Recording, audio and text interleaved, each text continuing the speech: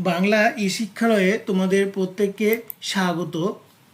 আজকে আমরা ধ্বনি ও বর্ণ সম্পর্কে আলোচনা করব।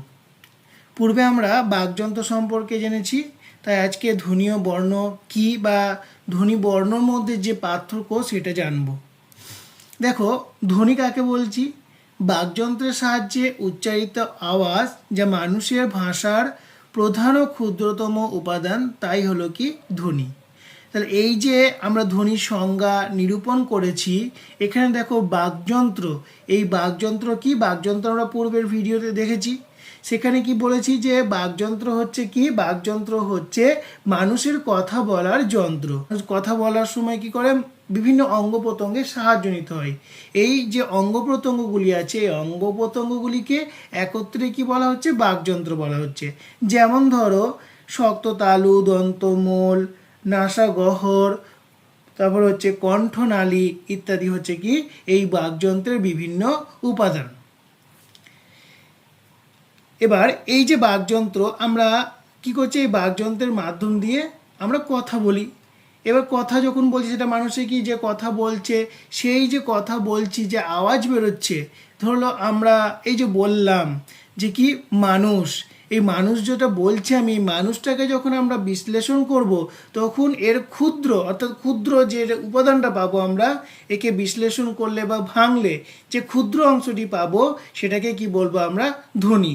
তথা মানুষ ম, আ, দন্তের ন, হস্যু, মূর্ধন্য স, অ, এরকম করে হচ্ছে আমরা প্রত্যেকটা ধ্বনি পাচ্ছি। প্রত্যেকটা এগুলোকে কি বলছি? আমরা প্রত্যেকটাকে এক একটাকে ধ্বনি বলছি। তাহলে নিশ্চয়ই বুঝতে পেরেছো যে ধ্বনি কাকে বলে। এবার দেখো বর্ণ জিনিসটা কি? এই যে ধ্বনিগুলি আমি বললাম, আমার কি ধ্বনি হচ্ছে কি? আওয়াজ, বাক ধ্বনি। এটা শুধুমাত্র কি করব? আমরা এটাকে শুনতে পারবো। কিন্তু বর্ণটা কি? আমরা যখন লিখছি, আমরা যে এই যে লিখেছি, ধরে নাও এই যে তোমরা স্ক্রিনে দেখতে পাচ্ছ, ধ্বনির লিখিত রূপ বা প্রতীককে বলা হয় বর্ণ।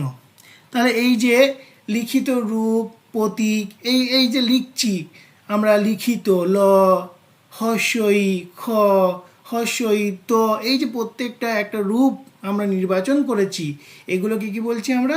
বর্ণ। তাহলে ধ্বনি ও বর্ণ সম্পর্কে তো আমরা একটা বুঝতে পারলাম। এবার দেখো, এই ধ্বনি ও বর্ণের মধ্যে কি পার্থক্য তাহলে থাকতে পারে? মানুষের মুখের ভাষার ক্ষুদ্রতম উপাদান হলো কি? ধ্বনি। অন্যদিকে বর্ণ, দেখো বর্ণ হলো কি? ভাষার লিখিত রূপের ক্ষুদ্রতম অংশ। ধ্বনি কানে শোনার বিষয়, আর বর্ণকে কি করি? আমরা চোখে দেখতে পাই। ধ্বনি হারিয়ে যেতে পারে, কিন্তু বর্ণ হারায় না। লেখার পর তার স্থায়ী রূপ পায়, অর্থাৎ লিখে দেওয়ার পরে আমরা কি পাই? তার একটা স্থায়ী রূপ কিন্তু পেয়ে থাকি। তাহলে আমরা ধ্বনি ও বর্ণ জিনিসটি সম্পর্কে আমরা অবশ্যই একটা স্বচ্ছ ধারণা আজকে পেলাম। আজকে এ পর্যন্তই। পরবর্তীতে আমরা এই ধ্বনি বিষয়টি বা ধ্বনির যে বিভিন্ন শ্রেণীবিভাগ আছে, সেগুলো আমরা একে একে আলোচনা করব।